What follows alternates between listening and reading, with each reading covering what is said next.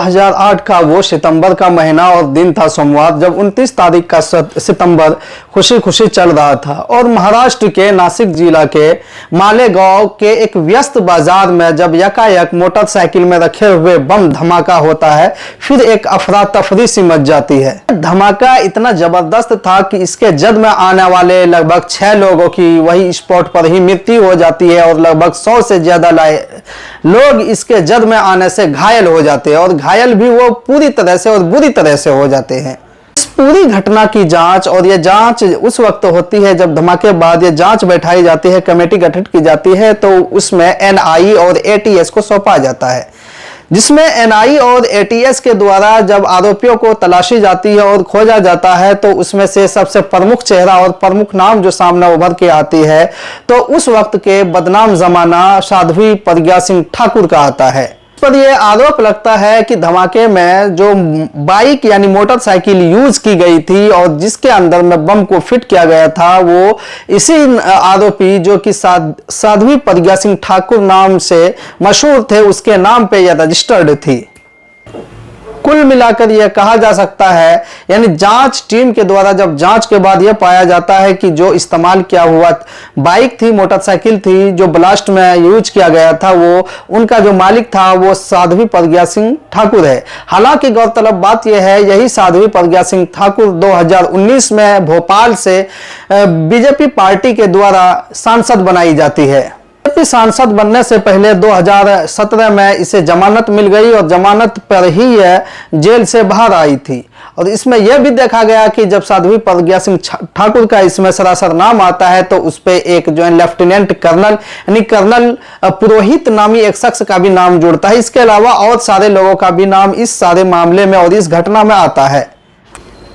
Colonel Shrikant पुरोहित पर यह आरोप लगता है कि यह सारे प्रकरण यानी जो घटना हुई, इस घटना को साजिशकर्ता के तौर पर इसे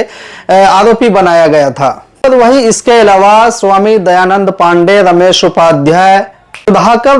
द्विवेदी और अन्य इसके अलावा कई लोगों पर भी यह धमाके करने और आतंकी गतिविधि को अंजाम देने के आरोप लगे, जिसके बाद इसे गिरफ्तार करके हिरासत में लिया जाने के बाद जेल और सलाखों के पीछे भेज दिया गया था। पूरे मामले को शुरुआती दौर में महाराष्ट्र के एटीएस टीम के द्वारा जांच किया गया था, फिर बाद में इसे एनआईए टीम को सौंप दिया गया था। 2016 में जब एनआईए टीम को किसी तरह का कोई मजबूत साक्ष्य और सबूत नहीं मिला तो इन आरोपियों को पूरी तरह से फिर बरी कर दिया गया, यानी क्लीन चिट दे दिया गया था। और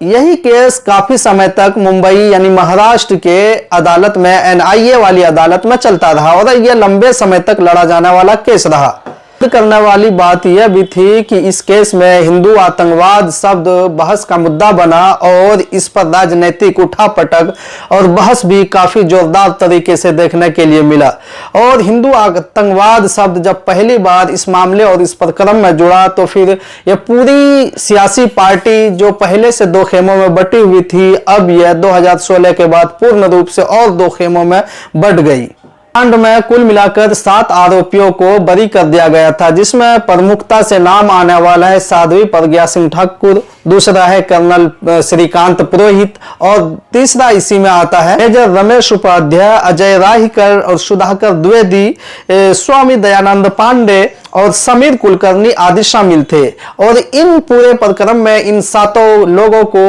मुख्य रूप से आरोपी और एक्यूज बनाया गया था। बरी होने वाले तमाम आरोपियों को संदेह का लाभ मिलता है और लाभ मिलने के बाद इसको बरी कर दिया जाता है। और फिर बाद में यह भी देखा जाता है कि साध्वी प्रज्ञा ठाकुर के नाम पर जो बाइक रजिस्टर्ड थी उनका भी कोई मजबूत साक्ष्य नहीं मिला, जिसके कारण वो भी पूरी तरह से ढुलमुल केस बनता दिखाई दे दिया। घटना स्थल वाली जगहों से किसी तरह का कोई एनआईए के द्वारा या जांच एजेंसियों के द्वारा किसी तरह का फिंगरप्रिंट नहीं लिया गया। वही दूसरी बात यह भी देखा गया कि घटनास्थल वाली जगह पर जो आरडीएक्स यूज किया गया था उसको जम्मू कश्मीर यानी कश्मीर के इलाके से लाने का भी कोई साक्ष्य या प्रमाण प्राप्त नहीं हुआ। घटना स्थल वाले जगह से जो साइड से सैंपल कलेक्ट किया गया था उस सैंपल में भी बहुत भारी मात्रा में मिलावट देखने को मिली। कुल मिलाकर यह था कि घटना को अंजाम देने वाली जो बैठक हुई थी उस बैठक को सरकारी पक्ष के द्वारा किसी भी तरह से साबित नहीं कर सका। कुल मिलाकर यह कहा जा सकता है कि जितने सारे सबूत थे या घटनास्थल पर जितने सारे साक्ष्य थे वो कमजोर होते दिखाई दिए और आरोपियों पर जो लगे बुनियादी जो तस्वीरें सामने निकल के आई थी वो सारे के सारे कमजोर दिखाई दिए और इसी सारे चीजों को लेकर के संदेह का फायदा मिलता है सभी आरोपियों को और अंत में सभी बरी हो जाते हैं। इन्हीं सारे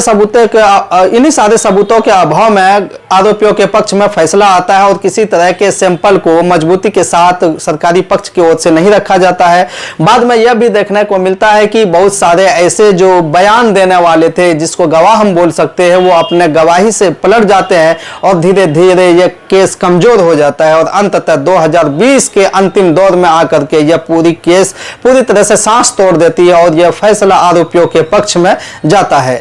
देखने वाली बात है कि आने वाले दिनों में इस पे कोई राजनेता या किसी अन्य अधिकारियों के द्वारा जिस तरह से शहीद हुए हैं उसमें